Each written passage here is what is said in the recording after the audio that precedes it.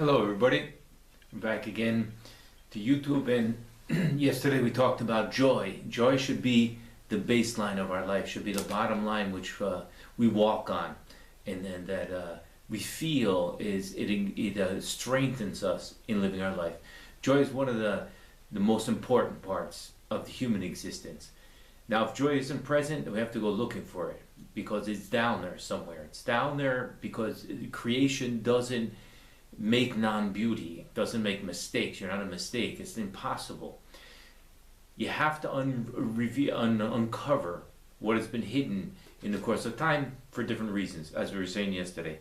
In one of the most important parts of our being, where we come to grasp what can give us the strength to confront any difficulty in life and also enjoy the beauty of life, is our spiritual dimension. We have to get back in contact with our spiritual dimension.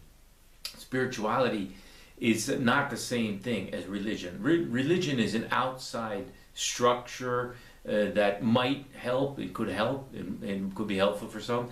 But basically, I can get in contact with my spiritual dimension of life, and that's what's going to allow me to be able to every day to look at every day and to confront every day and to live every day with a joyful dimension of life. So I have to work on my spirituality part, and there's different exercises that you can do. If you haven't, or if you've lost that contact, then you can be in with exercising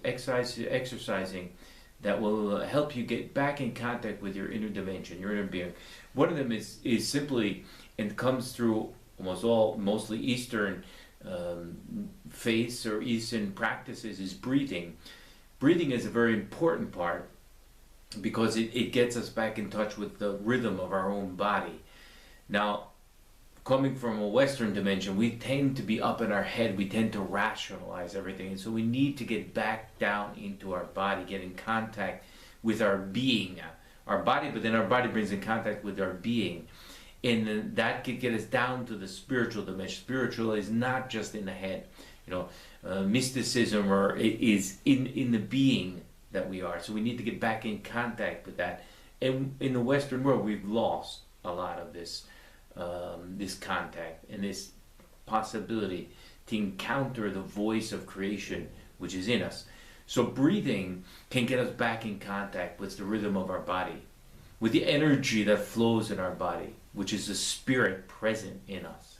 So breathing, which is in through the nose and out through the mouth, breathing, using the diaphragm to get that air in, and then it'll circulate and then come back out, and that gets us moving again, gets us in contact. It can help us, above all, to relax.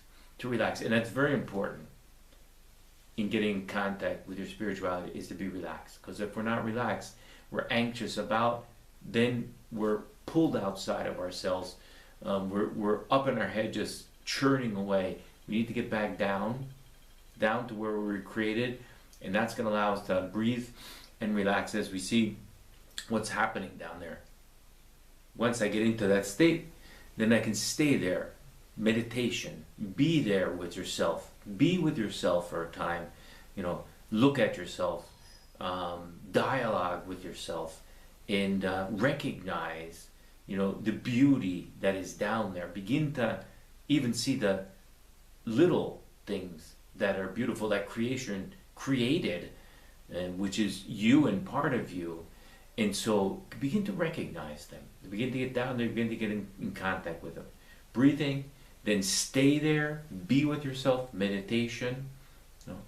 And do this alone, like solitude, which is different from I'm lonely, but isolation, solitude can be a very, very positive thing, because I do it purposely in order that I can be with myself. We tend today to be drawn into having to be, with music or noise or something. But part of getting back in contact with one's own spirituality is also being at peace. So being in solitude, as a positive sense of solitude, I pull back into myself to be with myself, and that allows me to get into a deeper contact with what was the intention of creation when he launched this project that is my life. So we need to work on just just getting back in contact with ourselves, and this can work for anybody. If you're especially, I mean, if you're a young teenager just coming to life and you need to understand yourself, but you're just getting to recognize who you are. The great Swiss psychologist Carl Jung would say, it's like I stepped out of a fog and I knew. He'd say, I am. And that's a very important, we'll get to them eventually, but a very important statement, I am. When I can look at myself and say, I am, that's what we need to get to. And identify that I am as a good thing, a beautiful being more than a thing. That's what we're looking for. That's what we're looking for. I am, and this is how I am.